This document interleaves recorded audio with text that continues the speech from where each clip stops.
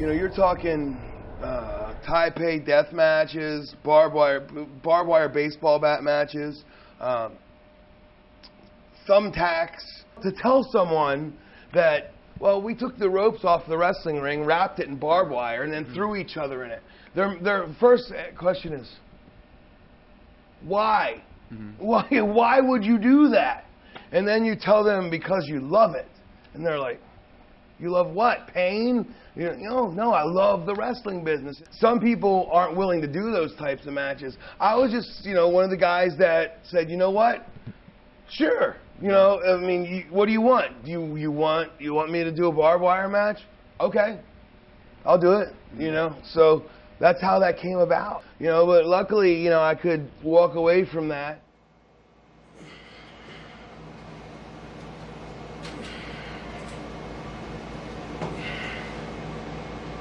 Unfortunately, we're not in the middle of a wrestling ring. We are sitting in my rehab room at Anchorage Rehabilitation Center. We're sitting here because I can't walk. He was in pretty bad shape. For the longest time, he wasn't even coming out of his room, and actually he wasn't even getting out of bed, so we had to start off in the very basics, rolling side to side, sitting on the edge of the bed. And I always at first knew him as Brian Knighton, and someone said, well, he used to be a professional wrestler. I said, oh, well, I used to watch professional wrestling, so who are we talking about? And they said Axl Rotten. I was like, that name rings a bell. Years of wrestling and other things that have happened to me, I am now confined to a wheelchair. So I'm currently sitting in this lovely palatial rehab center trying to get better. Once you get involved in the wrestling business, it's like this thing that catches you and you just can't let go. And what happened was, I always had back pain, and in 2005 I had an MRI, and the doctor basically told me, it's like, look, man, your vertebrae are the bones are about to touch each other. And I was like, well, they're not doing that right now. He said, yeah, but you really need this surgery. I said, well, you know what? I'm going to choose to keep wrestling. And he goes, well, listen, you're going to know when you need this surgery.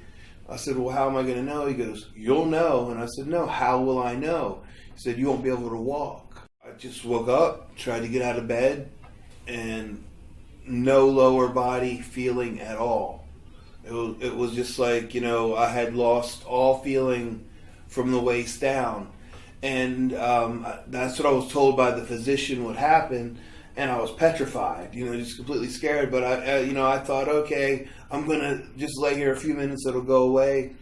And it never did. So I had to call 911, went to the hospital.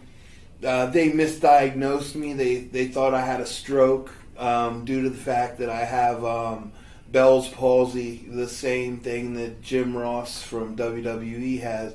Not till November, when I got here, did they finally do the MRI and say, yes, it is the L3, L4, and L5 that are herniated, bulging, and crushed together that have caused me to lose the feeling in my legs. So that's what's brought us to this facility. Going through all the things I did in ECW, all the crazy, going through tables, thumbtacks, being body slammed on the floor, getting smashed over the head with trash cans by New Jack, and the Dudleys, and all these crazy things. It's very humbling because the pain is constant, and that's because of nerve pain shooting down my legs. And the only way to describe it to someone who has never felt it, I always say, imagine someone has a strand of barbed wire wrapped around your leg, and every 10 seconds they yank on it, and it's constant. And still to this day, 7 months into therapy and treatment, it's still there. Prior to Brian and I working together, he did have a fall and broke his ankle, had a little chip in the bone, so it was also painful, and mentally, anyone who takes a fall like that is going to be scared. So I think he got depressed and fearful to walk again. You just kind of learn to deal with it. I mean, of course, I'm on medication to help subside the pain, but it doesn't work. You know what? There was no way out of this. The only way out of this was getting the spinal surgery, which is imminent. It's going to happen. Right now, we're working our way through therapy so I can be stronger once the surgery does happen. Really has come a long, long way from being essentially what we would say dependent in every area or maximum assist. I thought I was going to be the one guy that it wasn't going to happen to. The minute those bones break down and touch one another, the nerves begin to stop firing. My greatest fear was that it would happen in the ring and I would have to be carted out, and that would have been forever, on YouTube and on TV. The last hurrah of Axl Rotten was being carted out of the ring on a stretcher, unable to wrestle again. I'm not thankful that it happened away from wrestling. I didn't want it to happen at all, but I am glad that it didn't happen in the ring, because it would have been one of those things that it just wouldn't have been something that I would have been proud of. The good thing is the memories I think that the people carry with me are from the classic ECW, and that's how I want to be remembered. I would hate for the last thing that the fans saw was me being put on a back brace and carried out of the ring. I didn't realize that there were people out there that weren't haters. They didn't hate me. They wanted to help. And Jericho really was the catalyst for the whole thing. Had James Ryder not started the site, which I'll plug it because I might as well now that it's up. It's www.ucaring.com/Axl Rotten, AXLROTTEN. And we've been getting steady donations every day. I mean, people are just giving what they can, which amazes me, and it humbles me to no end, that someone would donate $5, $10, $50, whatever they have, out of their own pocket to help me.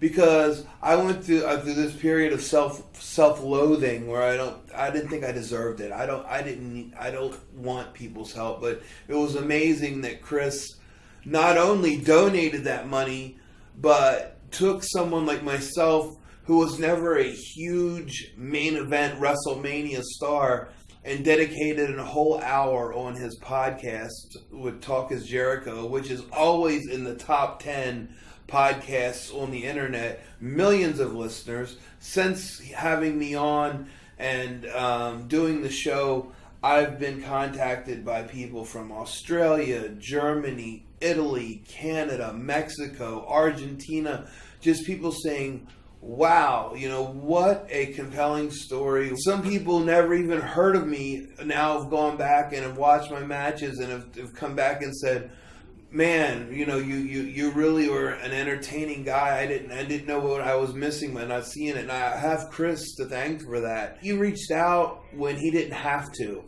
And I think of all the guys in this business that I've worked with and that I've helped get over, that I've helped get a job, that I've trained, who went on to make millions and haven't even bothered to call and say, hey, how you doing? So that's the kind of guy Chris Jericho is. He's a genuine friend, and as I said, couldn't talk in 10 years again and still pick up the phone and we could talk as if it were we had just talked the day before. When Ian Rotten and I did what we did, it had never been done at all in America. They were doing something similar to that in Japan, but we took that, pumped it up and put it on steroids and shot it through the roof, because we started doing those barbed wire baseball bat matches and then using thumbtacks and then ultimately the Taipei death match with the glass and all that. And the thing is, I would have never chose that path if I wasn't asked to do it. When your boss comes to you and says, I need you to go out there and put on a blood fest and make this the most gory thing ever, you stop and you think, well, if I say no, do I lose my job? Because, you know, in the professional wrestling business, even back then, nowadays more so, there aren't that many jobs. There aren't that many spots. And I was, you know, the people in ECW, the fans loved me. And I love you guys too. Thanks for all the support. And it was one of those things that if I said no, I thought I may lose my job. You know, I mean, my legacy, and Chris Jericho and I touched on this, is like, you know, word association. When you think Axl Rotten, you think blood and guts and barbed wire and things like that. But, you know, I'm most proud, and not to take away from the stuff that Ian and I did, which I'm very proud of, because we revolutionized hardcore wrestling in the United States, if not brought it here. And unfortunately, some of these guys nowadays have taken it to a whole different level that is completely stupid, dangerous, and I don't condone it. But what I would like people to know is that, you know, go back and watch, you know, Axl Rotten versus Rob Van Dam. Go back and watch, you know, Axl Rotten and Balls Mahoney versus Chris Candido and Lance Storm. Watch the wrestling matches, and that's what I'll always I wanted people to know. Guys that knew, if you understand what I'm saying, like Raven and Terry Funk and Shane Douglas and guys like that always said, you know, Axl Rotten's got a great mind for the wrestling business. He's a great talent, great worker, great on the mic. A direct quote from Mick Foley, you know, he was like, you know, Axl Rotten had that it factor. He could talk. He had a character. He knew what to do. And even Paul Heyman gave me credit. You know, he said Axl had everything it took to be a big star in this business, but his demons kind of drove him down and took away from that. So my legacy ultimately is going to be known for the Taipei death match, the barbed wire baseball bat match, but it would be nice if people would also take a look and see the wrestling side of Axl Rotten, because long before ECW, I was doing territories wrestling with, you know, Jerry Lawler, Bill Dundee, guys like Black Bart, all the guys from Texas, that territory. I mean, just Southern style, just professional wrestling. But ultimately, it will be the ultra violent stuff that people will always remember me for. I actually ran a wrestling promotion in Baltimore called Universal Independent Wrestling, and I brought him in and I wrestled him there and had him for a couple shows too. So I already knew what he did, and as a matter of fact, imagine this for a trio, and how it turned out to be kind of like a dream car of hardcore wrestlers.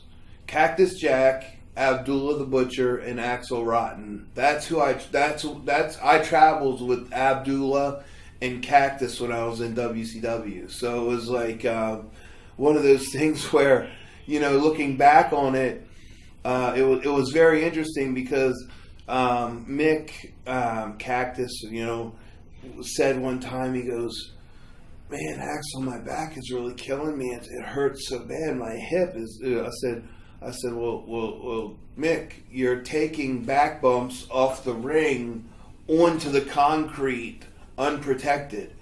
And he goes, and I found this to be pretty funny. He said, "Yeah, you know, but I can't be limping around because I can't let the fans know that I'm hurt, because then they'll think I'm not, you know, the aura of Cactus Jack," which kind of stuck with me because I realized what he meant, because the fans looked at us as larger than life, you know, characters, and the Cactus Jack character was a crazy, off the wall kind of guy whose body was his weapon, and he was invincible. So he didn't want to be seen limping around and being hurt. And I think in a way that kind of you know, shortened his career. But Mick, of course, was smart enough to get out of it before he ended up in the wheelchair.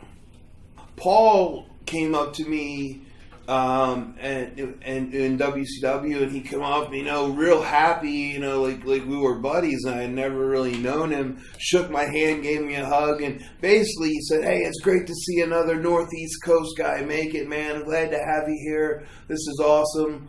To be honest, in WCW, we never really interacted too much. We talked, hello, hey, how you doing, all that kind of stuff.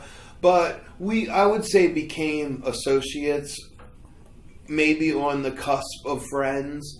But, that relationship, ultimately, it had its ebb and flow. When I first came to ECW, we got along just fine. But then there were times when he came to me with ideas, and one time I completely, in the locker room, embarrassed him.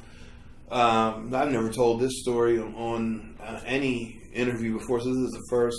There were two guys, Johnny Hotbody and Tony Stetson. They were called the Broad Street Bullies, and Ian and I were wrestling with them, and he came up and gave me the finish, and I said, that's just dumb, and he goes, "Well, if you can come up with a better one, let me know." And I shouted at the top of my lungs and said, "Well, that's the most effing stupidest thing I've ever heard. An idiot could come up with a better finish than that. So I'm not doing that finish." And I went out and did it anyway because it was business. But then, he's like, "Don't you ever do that again. You embarrassed me in front of my entire locker room. You made me look inferior." Well, the finish was inferior. The finish sucked. The people shit on it, and I was right. I don't recall exactly what it was, but I know you had Ian and I, who were these two big dudes, and you had Stetson and Hotbody, who were, one was 5'2", and the other one was 5'3", and it just didn't look right. And I thought, as far as a wrestling perspective, there was a different way that it could have been done that would have worked. But, we clashed heads a lot. But also, he gave me, an opportunity, but also not. There was kind of this ceiling. If you watch ECW, every time I went out there, even when I'm wrestling a guy like Rob Van Dam, the crowd's chanting, "Fuck him up, Axl, kick his ass, Axl." There was, when Devon Dudley and I tagged together, they would boo the hell out of Devon and still cheer me. And it was this strange dichotomy of the fans never hated me. I think they respected the fact that I worked hard and gave them, my blood, my body, my, guts, everything I could every time I went out there. But Paul, I don't know if it was a personal issue, if it was that blow up in the dressing room that one day, but he would never let me get past here. There was right here, just to be there, but I was never given that opportunity, but always one of the most popular guys in the company. And I never really talked about it with him, even when years later we came back together to do the SmackDown and Raw segments before the setup of the first ECW One Night Stand. We kind of just got back together. "Hey, buddy, how you doing? Huggy, everything's fine." Kind of brushed all that under the carpet because it was old news. Why did you not want to be a part of the ECW reboots? The first One Night Stand I was happy to do, and I was really psyched for it. But in 2006, the oddest thing happened out of nowhere. John Laurinaitis wanted Balls Mahoney and I to come do a WWE tryout. Not to be a part. This was prior to the ECW thing. So for a month, Mahoney and I went on the road working Raw and SmackDown, because they would do Raw Monday, obviously it was live, and they would tape SmackDown on Tuesday. So we worked Monday, Tuesday for a month all over for ECW. For WCW, in dark matches prior to the show going live. And I remember one match specifically in the Meadowlands. We went out there, and Pat Patterson was like, "Oh, don't worry, don't get no reaction. These people, they won't know you. They have no idea who you are. Don't let that affect you." And our music hits, Balls and I come up on the Titantron. The whole arena erupts. They start chanting ECW, ECW. We get to the ring. There's signs in the crowd. Axl, Balls. We paid to see Balls and Axl. All this stuff, And we went out there and nailed it. I mean, we were over huge. As a matter of fact, Chris Benoit said, the three biggest pops of the night were John Cena, Balls Mahoney, and Axl Rotten, and Eddie Guerrero. So that's in pretty good company. And when we came back through the curtain, Shane McMahon was just jumping up and down going, "Yes, that was it. You guys nailed it. We got to get you guys going right now, man. Get you on contract and get you on TV. We can get the T-shirts out, the action figures. People are going to buy them. This is great." And Chris Benoit came up to me and said, "Man, you guys have exactly what this company needs right now, because all of our wrestlers look the same. It's looked like they just took a stamper or a cookie cutter and said, 'Well, make a wrestler, make a wrestler, make a wrestler.'" But he said, "You guys look like two guys who, you'd go to a bar and have a beer with, and then end up getting a fight in the back alley and then come back in and have a couple more drinks. Like the old school wrestlers like Dick the Bruiser, the Crusher, Stan the Man Stasiak, real tough guys. We didn't look like what I like to call the WWE roster is a bunch of metrosexual underwear models. That's what they look like to me. They all look the same. They all do the same thing. And I think Balls and I would have been just a great addition. And could even went the way of being kind of a bushwhackery kind of thing. Because, we're hardcore, but we're also nuts and crazy. But, doing those matches, being a part of WWE, I would have been fine with. But also, at that particular time, I was in the midst of still struggling with heroin addiction, so it was really tough for me. But as far as the whole new ECW, I was contacted by Tommy Dreamer, and he explained to me what was going to happen. And I was actually one of the first guys to sign the contract. I was collecting a check for almost 2 months before they went to the new reboot, as they call it.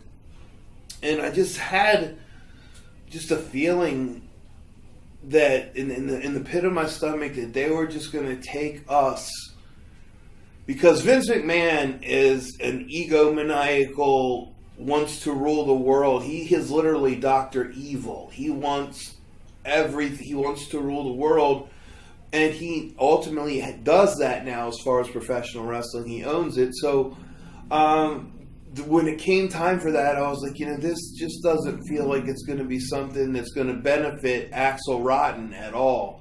I got to the airport. I was getting ready to get on the plane to go to Pittsburgh.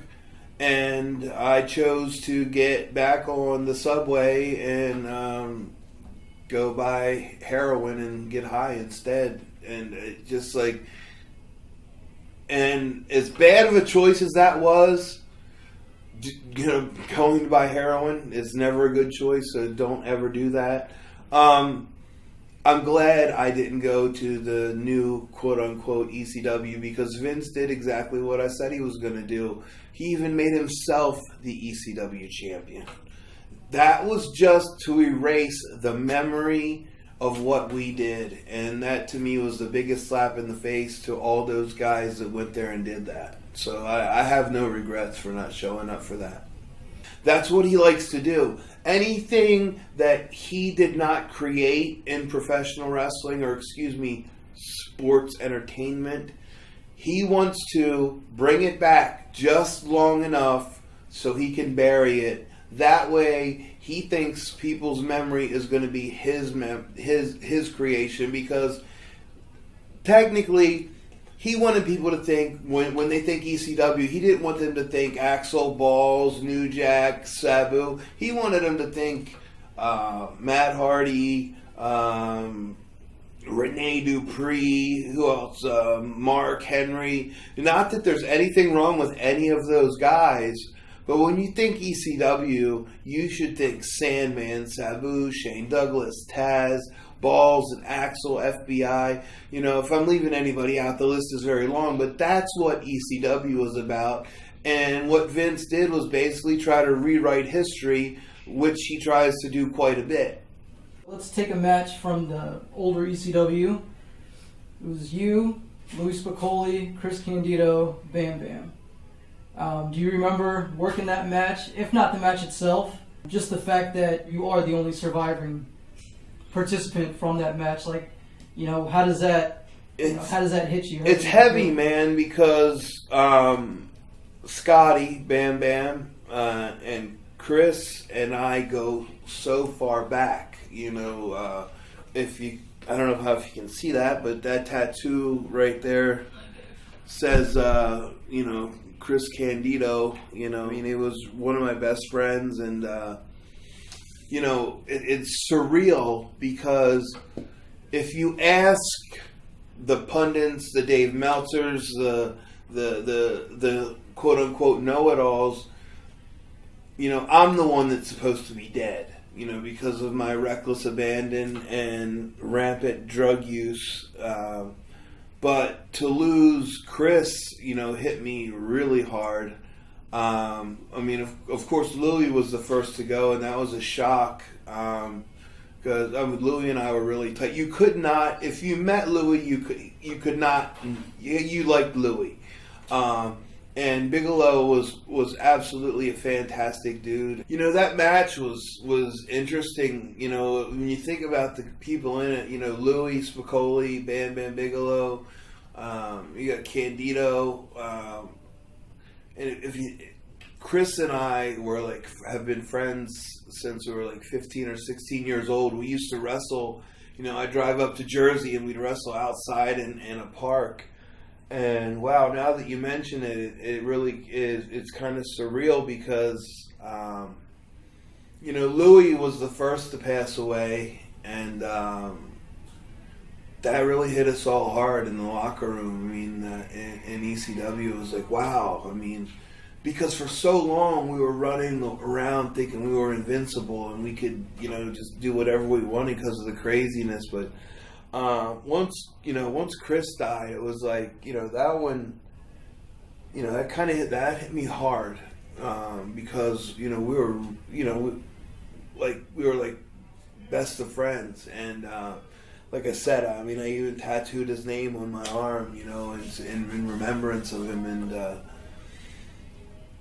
And then Bam Bam died, you know, and now I'm sitting and think about it. You know, all the quote unquote know-it-all guys in the wrestling business, like the Dave Meltzers and the I don't even remember, I don't know their names, Alvarez or whatever. I mean, they would have probably picked me to be the first one to die of any of them because of my crazy rampant drug use. But now thinking back on it, it's absolutely mind-blowing that here we are in 2015 and all those guys are gone, you know, and I'm sitting here, I mean, in a wheelchair. Now that you mention it, I'm blessed just to be alive. And it was crazy because the things we did, you know, behind the scenes were a lot sometimes more crazy than the things we did in the ring.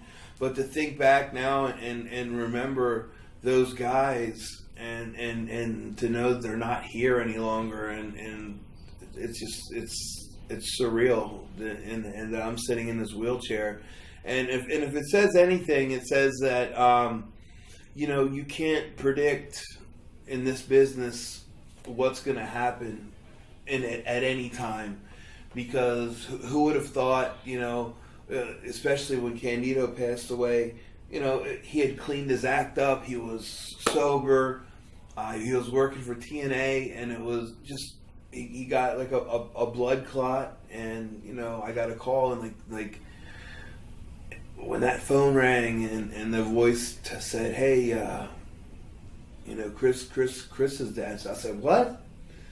He's like, yeah, Candido's dead. I said, how? What could have possibly happened? I just talked to him on the phone, just a couple hours ago, and we always, would say the same thing after, would be like, hey man, I love you too, goodbye, and then the next call was he was dead. So it really shocked me, and ultimately, I don't know how to word it, but I couldn't go to his funeral because I couldn't grasp the fact of looking at one of my best friends laying in a box, motionless, cold, when knowing, the last words we spoke to one another was, hey, I love you, man, and I love you too.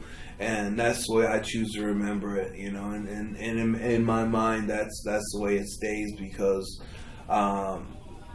it was heavy, losing Chris was the hardest of all. It always sucks when you have to go out to the ring and say, so-and-so passed away, let's do the 10-bell salute. I'm so fucking tired of standing out there for 10-bell salutes to these guys that are 38, 39, 40 years old dying. But yeah, the Candido thing hit me really hard, man. It was tough. Way too young too, and the thing is, it's surgery, it was, right? It was a blood clot from, He hurt his ankle. Broke his ankle, and apparently they had to put a plate in his ankle or something, and a blood clot flowed up into his heart and just killed him out of nowhere. And like I said, I want everyone to know for sure, Chris was clean and sober at the time. He was working hard to get back. He was with TNA. And it was a shock out of nowhere, and it really made me stop to reassess for a moment what I was doing. And it was another one of those times when I'm trying. Okay, now I'm going to get clean and sober and really do the right thing. But the drugs came calling again, and even nothing would stop it, but again, as hard as his death hit me, it wasn't enough to make me stop. I kept rolling. Now, as far as Sunny, where was she during this? I don't care. I don't care where she was. I mean, you don't even have to finish. Don't even have to finish asking the question, because when Chris was alive. It was always like Chris and Tammy, Chris and Tammy, Chris and Tammy. And it was like connected. Laurel and Hardy, Woodward and Bernstein, Barnum and Bailey. It was Chris and Tammy. But after Chris died, I just can't. I can't abide the things that she said in interviews. Things that she admitted to in interviews, things that she came out and said that she had done without his knowledge, behind his back. In my opinion, right now, Tammy Sitch, Sunny, whatever. Do I consider her a friend? Yeah, we've been through a lot together, but post Chris's death, after he died, I just have a lot of issues with the things that she said, and I'm really not very comfortable, and I really wouldn't chum around with her anymore. Like we used to. There was a point when I lived with them, in the same house, but ever since his passing, I really don't have much use for her. She has done. Basically everything she can do to ruin her reputation. She had got herself back together, did the WWE Hall of Fame, looked fantastic. I was very happy for her. I thought she was back on the road to recovery and into being, that person that I once knew. And then she became this person who was doing pornos on Skype. You could pay $10 to watch Sunny get naked. I just thought, wow, how the mighty have fallen. I thought I fell from grace, but this is someone who is in the WWE Hall of Fame, and if Chris were here today, that would have never happened. But just that's all I have to say about her. I don't want to get in any deeper because I don't really want to say disparaging things about her because she has basically done more things to hurt her reputation than I could ever say. So I have nothing else to say about her. I heard you say Chris Benoit was one of your biggest advocates. Yeah. Going to the powers that be saying we need to sign these guys. Yeah, him and Eddie Guerrero both were very, very, very adamant. So let's, while we're on the subject of kind of loss and these guys going way too young. Yeah, again. What were your thoughts and, how did you take the Benoit news? Everyone has their theories, but I'll be honest with you. We were at a SmackDown show, and Chris, we were at catering, and we were eating, and Chris sat with myself, and it was me, Booker T, Benoit, and Chris's son, the one that passed away. I won't say the one that Chris killed because I don't.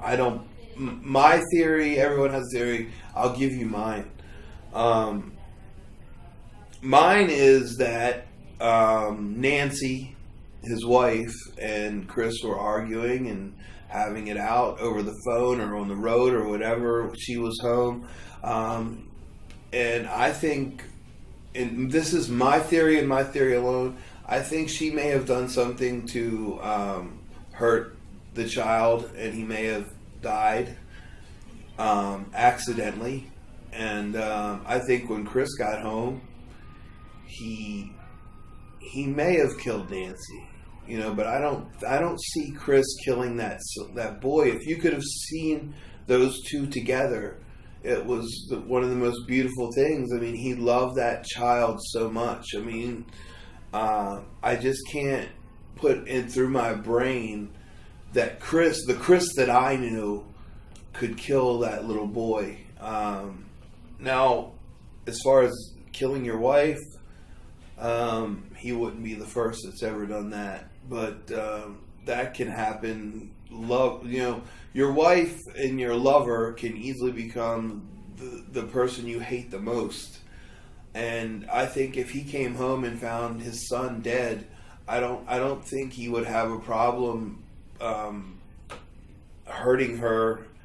And then the whole thing with his suicide, really, I can't wrap my mind around that either, because I think if my scenario of Nancy doing something to the child, Chris then killing Nancy, which I could believe, but I just can't put my mind around Chris killing the child.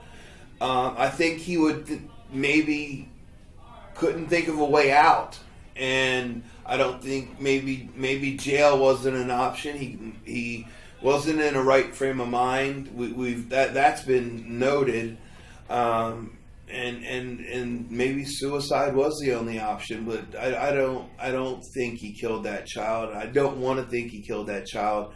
And the Chris Benoit that I knew would never hurt a kid, especially as much as he loved that boy. So it was shocking. When I heard it, I couldn't believe it. I didn't believe it. But it was one of those things that, you hear it and you have to find out for sure. So you start making phone calls and then you find out it's true. And then you find out the gory details of Nancy being killed. And gosh, I can't think of the boy's name. Was it Dylan? Or... He was such a cute little kid. I can't remember. And I played with him, in the catering room and everything, and he would just loved his dad. But, then the facts, or quote unquote facts, came out, and then Vince McMahon comes on TV and says he's going to erase Chris Benoit's memory from the WWE, and That's one thing that really pissed me off. Here's a guy that worked his ass off. He was a little guy.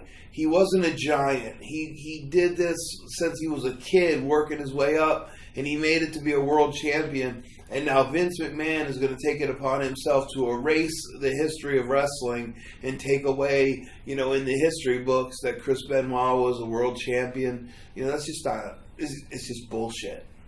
Well, first of all, the WWE Hall of Fame is a sham anyway. But, Eddie Guerrero dies, which, hit me here too. And, I really was sitting there and broke down crying because of, what are you talking about? I just saw him last week. And,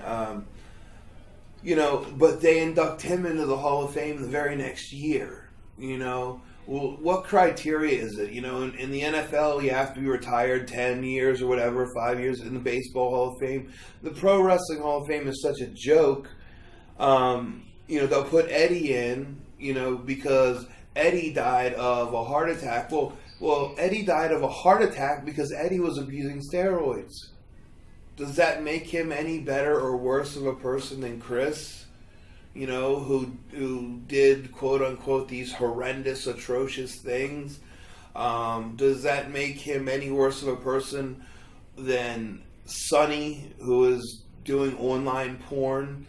I don't think so. I think, if you're going to make your Hall of Fame legitimate, you have to judge people on their credentials, and Chris Benoit deserves to be in that Hall of Fame, and his history does not deserve to be erased because I know how hard he worked to accomplish it. So it just disgusts me that they try to change wrestling history over, what Vince doesn't like. If a guy has a heart attack or something because of steroids, that's fine. It's just wrong. I have absolutely no issue with Eddie being in the WWE Hall of Fame. I think he should be in the Hall of Fame.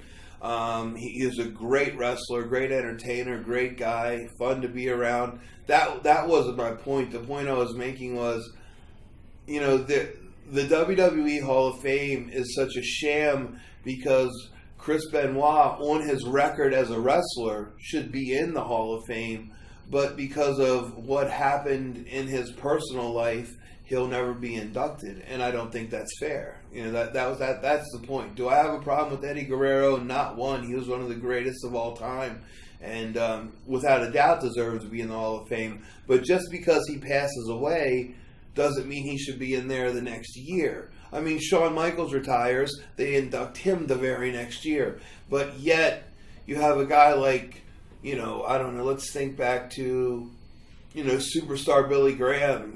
Look how long it took for him to get inducted. Why? Because he had personal issues with Vince. They didn't get along. Let's look at Bruno Sammartino. He should have been the first guy in the Hall of Fame, but due to personal issues with Vince, the politics of wrestling, he wasn't inducted. What were some of the stiffest guys that you had to work in ECW or otherwise? Well, that's easy to answer. Without a doubt, the stiffest guy I've ever been in the ring with was Vader, and that was in WCW. He was fresh back from Japan, and I was the first guy he wrestled. It was in Chattanooga, Tennessee. And I don't know if if you're familiar with Vader. When he was younger, he'd put you back in the corner and he'd just start punching you in like the side of the head. Well, he hit me 2 or 3 times, and I literally was half knocked out and fell out of the ring. He hit me so hard, but it was kind of crazy because I'm laying on the floor, and I hear him in the ring say to Nick Patrick, he goes, Nick's counting 1, 2, and Vader walks over to Nick and goes, "Tell that kid I'm sorry." And I start getting in the ring, and he goes, "Vader said he's sorry, you owe him one," and I owe him one. I was not going to hit that man hard at all and piss him off, because back then he was like a human tree trunk. I mean, and I'm not talking like this kind of tree trunk. I'm talking this kind of tree trunk. So yeah, Vader was just without a doubt the stiffest guy I've ever stepped in the ring with. Most of the stuff you saw in ECW that people thought was so, stiff and brutal, it really wasn't. All the, you could. The one thing that you couldn't control was like the fire. When we used the fire, the fire was stiff. The fire wouldn't work with you at all. But as far as that brutality wise, most of it was just really well worked. I just don't consider it pro wrestling anymore. It's not watchable. It's to me, as a guy who called it in the ring, and who could go out there and feel the crowd and work to the crowd. They don't do that anymore. WWE basically looks at it as it's a television show. The fans and the audience are a backdrop. They're the set. So they're not. It's not even organic anymore. It's not even worth watching. Now there are guys that I find entertaining. I like listening to Bray Wyatt's promos. I like watching that Neville kid flip all over the place. There's a few guys that I really enjoy watching, but other than that, I as far as TNA, I don't even know if they still exist. So to be honest with you, the wrestling business is dead as far as I'm concerned. It's just a TV show now. It's not even professional wrestling. They moved from, I think, Spike to like a station called Destination America, which I never even heard of that station. So it's like, that's the equivalent of being on public access. It's like the bottom line is no one is competing with Vince, and that's why the product sucks, because he has no competition. You remember the Monday Night Wars, Nitro and Raw, ECW, everything was hot. Of course, we weren't on Monday nights, but we were so hot. And I'll just get this point across, and I'll be brief about it. Had there been no ECW, there would have been no Attitude Era. And had there been no Attitude Era, I think WCW would still be around, and WWE may be under, because I think Bischoff had that much determination to take out Vince McMahon. We were raw, we were crude, we were sexual, we were violent, we were bloody, we were everything, but we were decadent. We were everything that you liked, but were afraid to tell your friends you liked. That's why we were so cool.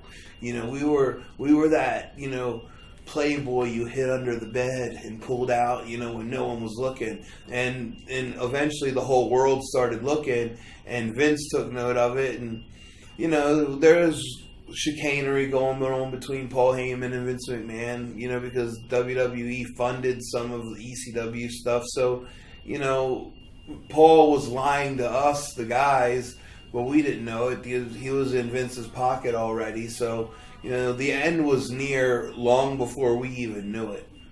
The writing was on the wall, but most of us, the crew, didn't know it. We just thought, oh, this is good for us. We're going to get some more publicity out of it. But I think at that point, Paul, who he gets too much credit for being this genius, because a lot of stuff that in ECW, the wrestlers we came up with it on our own and went to him with it, and he let us run with it. But I won't take away the fact that he is very good with matchmaking and booking and putting things together.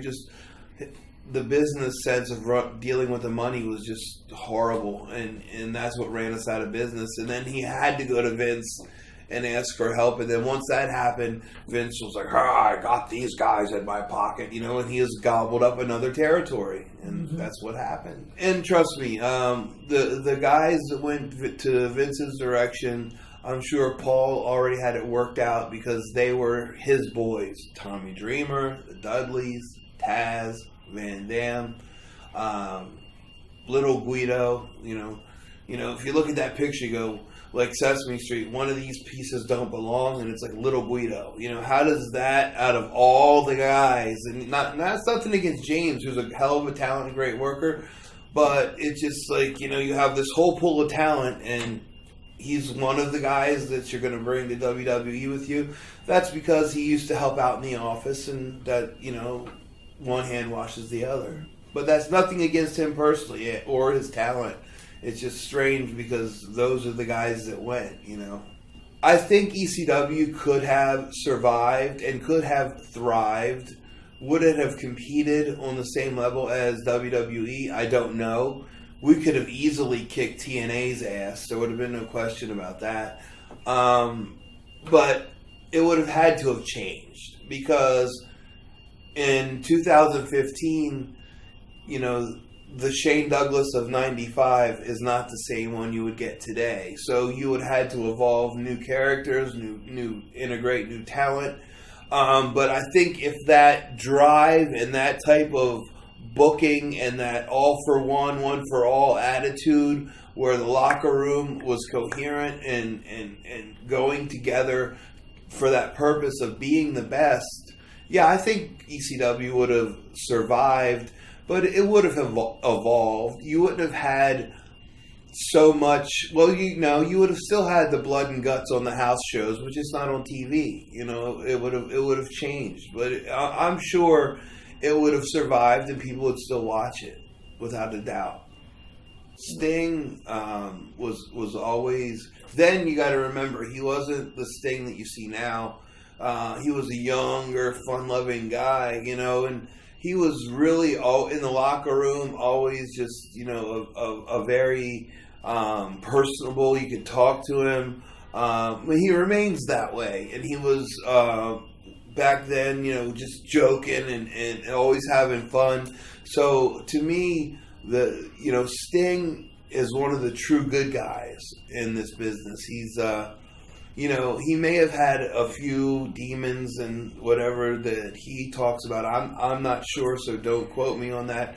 But he was always one of the guys, sort of like the WWE had the Undertaker as like the locker room leader.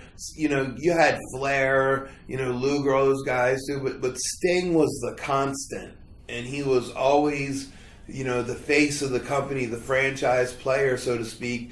And it was always cool. It was always cool to me, and I had never seen him be, you know, out of pocket with anybody in the dressing room. He was always a great guy, funny, and always cool to all the guys.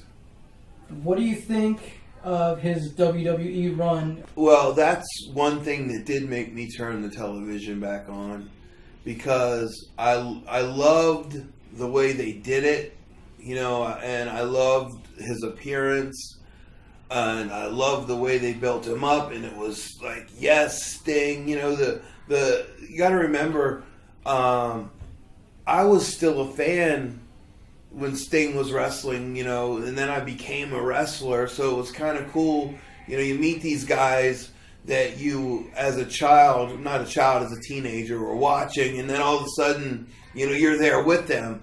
So to see Sting finally, you know, show up on Monday Night Raw, and to be, you know, like, oh my God, he's going to be, you know, in WrestleMania, and he's going to finally get his just due, and he's going to win, and then they beat him.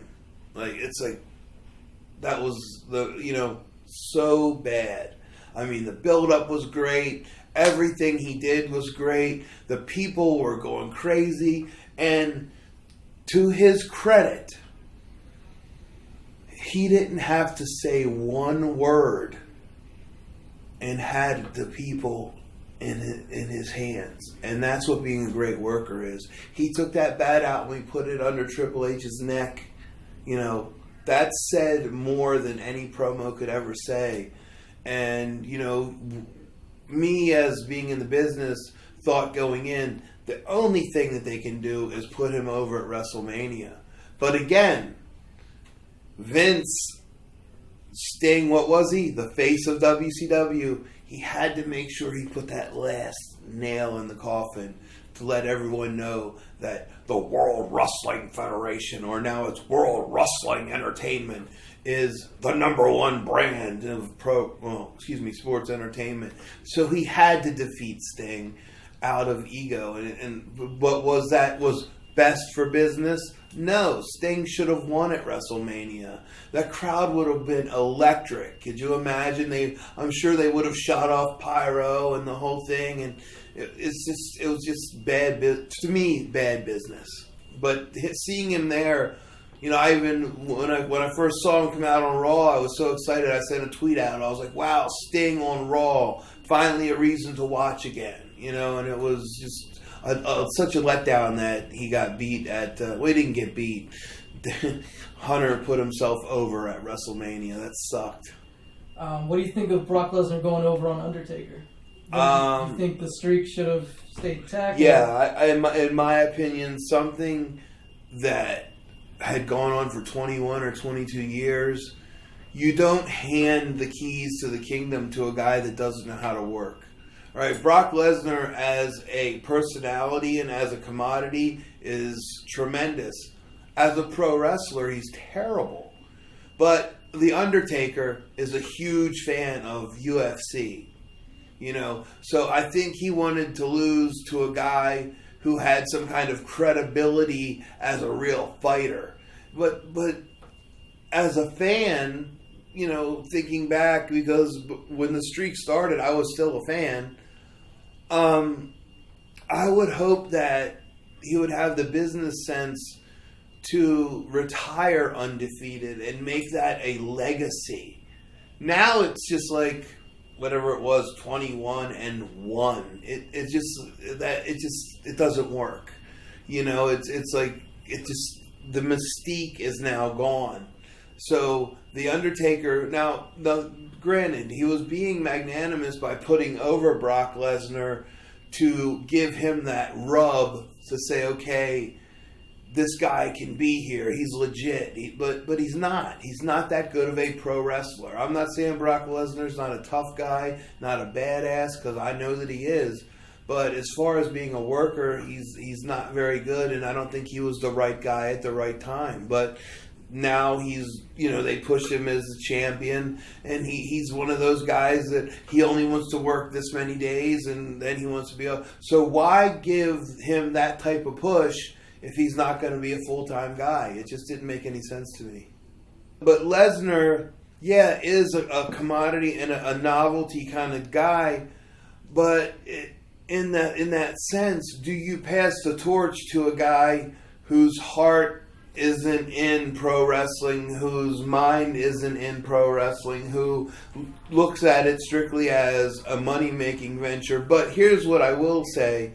I think too much of Brock Lesnar isn't a good thing, because that will expose him as not being a good worker, and then I think that people will turn on him and he won't be that beast. He will be, the first time he starts making mistakes and doing things in the ring that people see are terrible, that mystique will be gone. So he has to only be used in small spurts. I wrestled Punk a few times back in the 90s when he was first starting out. And I never took Phil as a tough guy. I don't know what he's been doing recently, how he's been training, what his technique is going to be. But I see, he has heart, and when he puts his mind to something, the reason he walked away from WWE is because he didn't believe in the direction that he was going. He had in his heart, a desire to accomplish something, which was to be the main event at WrestleMania, and they took that away from him, and he thought he deserved it. So he now, he's not a 22-year-old kid anymore. He's in his 30s, and to jump to UFC, let's face it, his career span isn't going to be that long. So I think this is just something that he wants to try and see how well he can do. And I only see it being, he may have a 5-fight career, if that. But will he win? Will he lose? I don't know. I'm sure Dana White's going to pair him up with a equal or less than equal opponent on his debut, because it's going to be a huge pay-per-view buy, and we all know that. So I wish him the best of luck. I hope he does great. I hope he flourishes. I wish him nothing but the best, but he never came across to me as a legitimate fighter, tough guy. But then again, I don't know what type of training he's been doing or what sort of disciplines he's going into. I know he was a fan of Muay Thai, but I don't know if he's going to go more for the striking or if he's going to go more for grappling. So I'll be interested to see the fight, because I just want to see how he fares. I mean, I wish him well, but again, I just never chose him as a guy that would actually try to go out and really fight. But I wish him the best. I hate NXT, and I'm going to tell you why I hate NXT. It is shortening the careers of wrestlers because Vince is creating too many guys too quick. You know, you think back in the 80s, you know, Ric Flair's career went from the 70s, the 80s, to the 90s, to the zeros, to the teens. Hogan went from the 70s. All guys' careers lasted a lot longer. I mean, there were always guys coming in, new guys, but now there is such a stream of guys they have to push through. It is shortening the careers of guys and giving the opportunity to make money because there's no WCW, there's nowhere else to go. So that's the reason I don't like NXT as a idea. As a TV show, if I had to watch wrestling, it would be the one that I watched because I like seeing the new faces and the new way. It's kind of Triple H's baby, so we know it's going to get pushed higher and higher and higher, and they're talking about taking it on the road and making it a road promotion. That's great, so hopefully some of these guys will learn to wrestle. But again, when you go to WWE, you go to NXT, you are taught the WWE way to work, and I know I'm using these quotes all the time, but it's just the way it is. They have changed wrestling into a form of it's done the same way every time, and that's another downfall of NXT. But as far as the television product, I wouldn't mind watching it if I had to watch wrestling, but I don't like it because what it's doing, it is bringing new guys in every 6 months, which means other guys like Zack Ryder, who was hot for a good long time, they never gave him a chance. You know, he could have rode that wave a lot longer, but they were bringing in new guys all the time. Look at Damien Sandow, who got over on his own. No one, you know, they turned him into Mizdow, and he on his own created that. You know, the Kurt Hennig's son, who, in my opinion, they just should have said, you know, was Kurt Hennig's son, and let him live off of that legacy. And now they're doing all the funny stuff with him, you know, Axelmania, which, by the way, I'm the original Axelmania. It's AXL Mania. There's no E in it. But he's trying hard. But again, these guys are brought up. Cesaro, who was great, and then they say, oh, he doesn't connect with the fans. What are you talking about? The people love the guy. You just don't know what to do with him. He was hot. I mean, really hot for a while, and he still is. I mean, and he's a great guy. He'll do whatever. He's a great hand, and he's a great guy to have in your locker room. And when they said, oh, there's just a disconnect, you know, the people aren't connecting with him. What are you talking about? When he starts doing the swing, they're counting. That's crowd connection, and that's important. But you know, WWE is all about, you know, are you connecting with the TV audience? And again, that's something that I disagree with. I was always taught, you know, when you're a worker, you work to the crowd that you're in front of. That's my problem with NXT, because their roster is huge, WWE's roster is huge, and there has to be a turnover, which means guys are going to get fired, they're going to let go, and they're going to bring in fresh talent. So it's NXT is, in a sense, shortening guys' careers, and that's the one thing I don't like about it. I always take heat for this, but I love John Cena.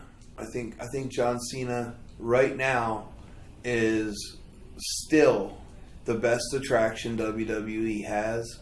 I think John Cena, people don't realize this, but from a wrestler standpoint, I do. I see it.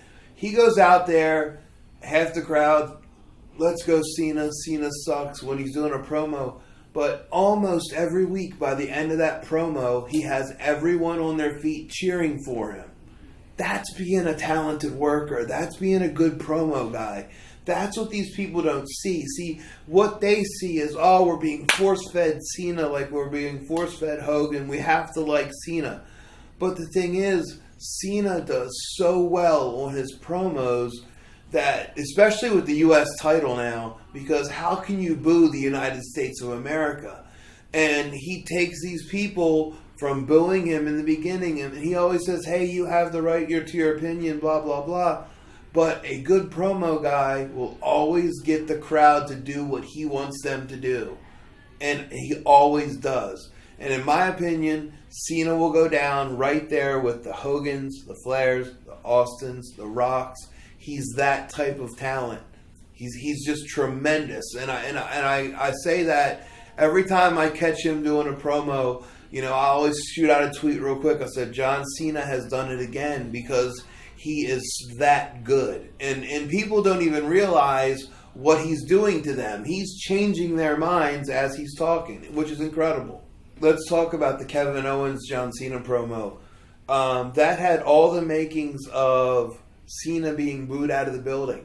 But the way they went with it, with Cena saying, how, you should be your kid's hero, but I am, because he sees I do the right thing. I work hard.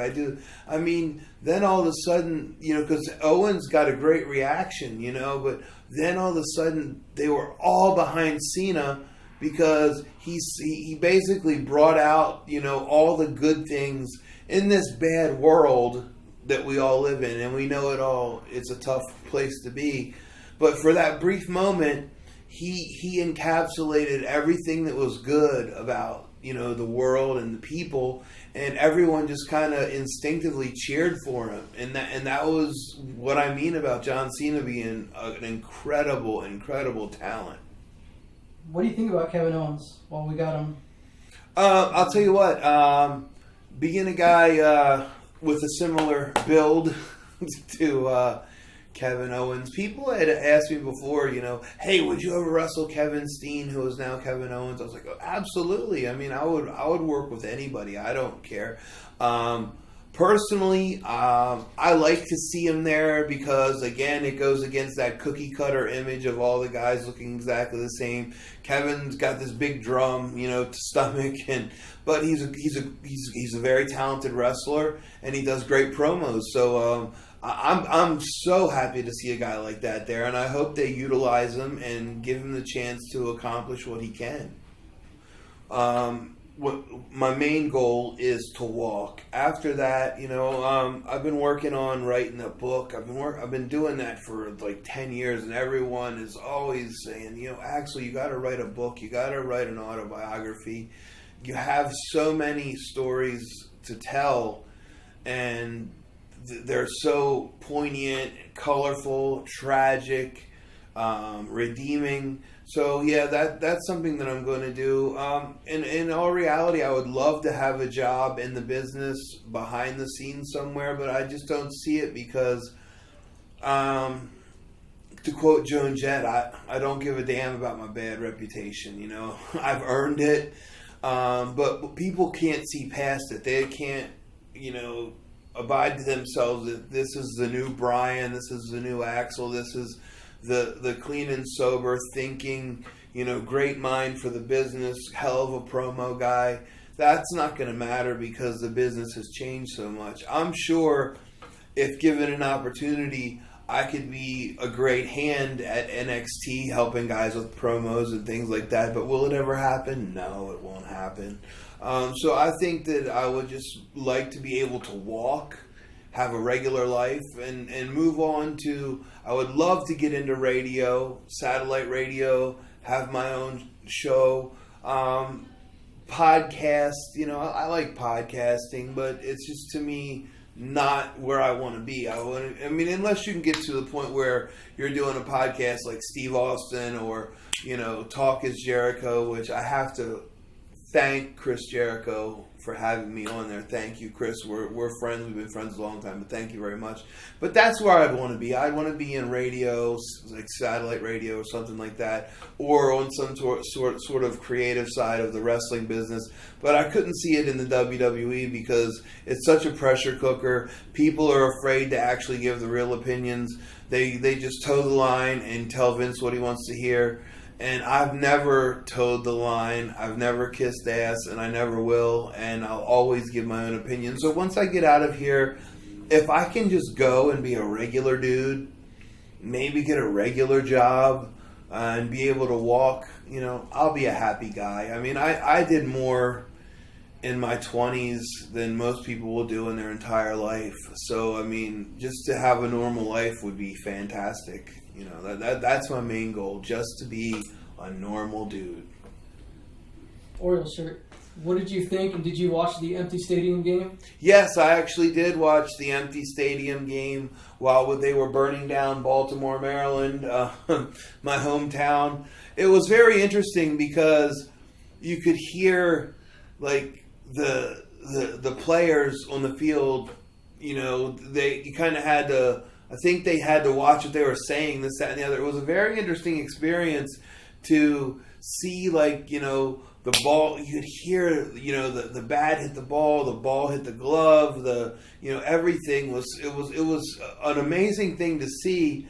But I don't think I'd ever want to see it again. Not just because of what happened with the violence in Baltimore, but baseball, and it's not the most exciting sport in the world to begin with. But to not have an audience there doing the "let's go," it was kind of boring. So you really had to be a fundamentalist and a lover of the game, which I like to enjoy a good baseball game. But I watched it surely out of novelty's sake and because I had nothing better to do, because I'm sitting in a physical rehab center. And when I'm not doing physical therapy, there's nothing else to do except watch TV. Except I'm the exception to that. I still get up and do wheelchair push-ups and try to strengthen my legs. So yeah, that baseball game was something to see, and it was definitely a history maker. Yeah, I think that might be just a once in a lifetime deal. I don't know if we're going to see an completely empty stadium. It reminded me of the first thing that came to mind being a pro wrestling fan was the empty arena match that Jerry Lawler had in Memphis one time. I think it was with Terry Funk. I'm not sure, or it might have been Dundee. But it was the same thing where it's like you realize how much the crowd is important. You know, it's just the ambiance and the whole aura is not the same when you don't have the crowd there. So hopefully we never have to see that type of thing again. Once was enough. In closing, I'll just say this, you know, I'll talk about what happened in Baltimore is something that's been an undercurrent for years, and that's not just in Baltimore. It's in Philadelphia. It's in Chicago.